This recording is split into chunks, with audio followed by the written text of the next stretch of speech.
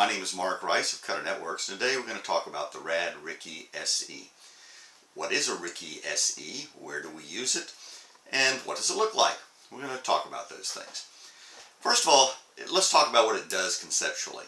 The purpose of the RAD RICi-SE is to transport Ethernet data over a serial WAN connection, either X21 or V35. Now, V35 interfaces are common on a lot of multiplexers, and your WAN link could be almost anything. Your WAN link could be anything from a satellite link to just a terrestrial link or a wireless link. We really don't know what that WAN link is. The point is we have a serial connection and we want to pass Ethernet data over it.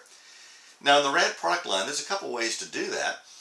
There is another product called a tiny bridge, and we'll talk about that another time, but it is an unintelligent bridge. The RICi-SE is an intelligent bridge. Now, what do we mean by that? What we mean by it is that we can assign priority to certain VLAN traffic going across it, so that if you have certain types of traffic that will not tolerate delays, let's say, and if your link, your wireless link, for the sake of conversation, is fluctuating, you want to make sure that you get priority to whatever task is most critical. Typically, that would be something, for example, like a voice traffic. If the Ethernet LAN, if there's part of that LAN is carrying voice traffic and part of it's carrying video, let's say, the video may jump a frame, but it might not even be noticed. But voice is another matter if somebody's, for instance, doing voice over IP or something like that. So it can be important to be able to prioritize the different types of traffic. And there's 4 different VLAN queues in this particular bridge. It's therefore we refer to it as an intelligent bridge.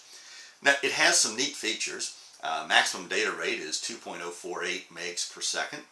It has a connection that is AC or DC, and we'll take a closer look at that in a couple minutes. The interface, the Ethernet interface to it, is a 10100. It has a physical V35 female connector on the back of the unit. You'll see that in a couple minutes. It comes with a crossover cable that's male to male so that you can connect it to your V35 device, or it'd be a different cable, of course, if it's X21. And it comes with a power cord and an adapter that, if you're going to power it from DC, and as I said, we'll take a look at some of those things in a couple minutes. It has a control port on it, serial control port, and several ways to manage it. It's also possible to rack mount it. There's an optional rack mount kit that you can order. Makes it very easy to mount it into a 19-inch rack.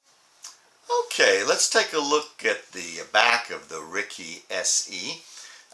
First of all, you'll see the power connection here.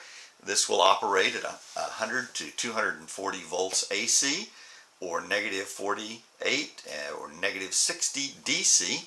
And then we have your Ethernet connection here. And to the right of that, we have a control port.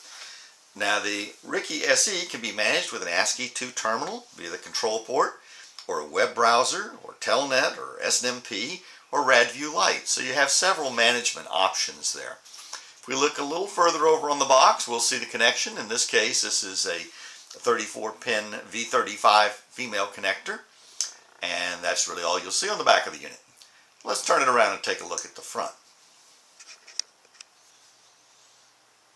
On the front of the unit, you can see that there is an indicator for power. There's a test indicator, an alarm indicator, a loss of signal indicator, and an Ethernet link indicator. There is nothing else on the front of the unit. Okay, now you've had a look at the RICi-SE. You understand a little bit about what it does. If you have questions about it, don't hesitate to give us a call at Cutter Networks. We'll be more than happy to help you. We're at 727-398-5252. My name is Mark, and I hope you have a wonderful day.